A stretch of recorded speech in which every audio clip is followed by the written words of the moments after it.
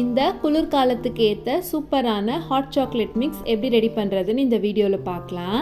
இந்த hot chocolate mix பவுடரில் சர்க்கரையோ கார்ன்ஃப்ளவரோ சேர்க்கலை, அதுக்கு பதிலாக பேரிச்சம் பழமும் ராகி மாவும் சேர்த்து செய்ய போகிறோம். வாங்க வீடியோக்குள்ளே போகலாம். அடிகனமான பேனில் 3/4 கப் கொட்டை எடுத்த பேரிச்சம்பழத்தை சேர்த்துக்கலாம். பேரிச்சம்பழத்தை நல்லா வாஷ் பண்ணிவிட்டு வெயிலையோ இல்லை நிழலையோ ஒரு அரை மணி நேரம் காய வச்சு எடுத்துகிட்டு அதுக்கப்புறமா ட்ரை ரோஸ்ட் பண்ணிக்கலாம். அப்போ தான் ஈரமெல்லாம் நல்லா போகும். அடுப்பை மீடியம் ஃப்ளேமில் வச்சுட்டு ஒரு 7லேருந்து 8 நிமிஷம் போல் நல்லா ட்ரை ரோஸ்ட் பண்ணி எடுத்துக்கோங்க.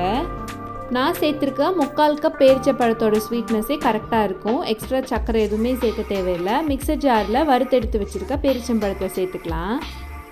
ஹாட் சாக்லேட்டில் வழக்கமாக கார்ன்ஃப்ளவர் சேர்ப்பாங்க திக்காக வர்றதுக்காக. கார்ன்ஃப்ளவருக்கு பதிலாக நான் இன்றைக்கி அரை கப் ராகி மாவு சேர்த்துருக்கேன். ராகி மாவு சேர்த்துட்டு லோ ஃப்ளேமில் வச்சு ஒரு 5 நிமிஷம் வாசனை வர வரைக்கும் வறுத்துக்கலாம். வறுத்த ராகி மாவையும் பேரிச்சம்பழத்தோடையே சேர்த்துக்கலாம். பூஸ்ட் ஹார்லிக்ஸ்க்கெல்லாம் ஆல்டர்னேட்டாக நட்ஸ் எல்லாம் யூஸ் பண்ணி ஒரு protein powder recipe already upload பண்ணியிருக்கேன். மறக்காமல் அதை செக் பண்ணி பாருங்கள். இது கூடவே அரை cup dark chocolate chips add பண்ணுறேன். அரை கப்புக்கும் கொஞ்சம் கம்மியாக கொக்கோ பவுடர் சேர்த்துக்கலாம். சாக்கோ சிப்ஸ் கொக்கோ பவுடர் எல்லாம் உங்கள் டேஸ்ட்டுக்கு ஏற்ற மாதிரி கூடவோ குறைக்கவோ சேர்த்துக்கோங்க. 2 டேபிள் ஸ்பூன் மில்க் பவுடர் சேர்த்துக்கலாம். இது ஆப்ஷனல். எல்லாத்தையும் சேர்த்து நல்லா ஒரு வாட்டி அரைச்சிக்கலாம். நம்மளோட ஹாட் சாக்லேட் மிக்ஸ் பவுடர் சூப்பராக ரெடி ஆகிடுச்சு. டேட்ஸை காய வச்சுட்டு நல்லா வறுத்து அரைச்சதுனால இந்த அளவுக்கு பவுடராக வந்திருக்கு. திருன்னு எதுவும் வரல.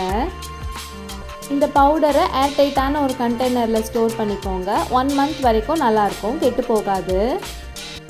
வெளியில் வைக்கிறத விட ஃப்ரிட்ஜில் வச்சு யூஸ் பண்ணிங்கன்னா இன்னும் கொஞ்சம் கூட ஷெல்ஃப் லைஃப் ஜாஸ்தியாக வரும். ஆல்ரெடி காய்ச்சி ஆற வச்ச பால் 1/2 கப் இருக்குது. இது கூடவே 2 spoon hot chocolate mix powder சேர்த்துக்கலாம். நிறைய சேர்த்துறாதீங்க, ரொம்ப திக்காயிடும். கொஞ்சம் கூட கட்டி இல்லாத மாதிரி நல்லா கலந்துட்டு நம்ம சூடுபடுத்திக்கலாம்.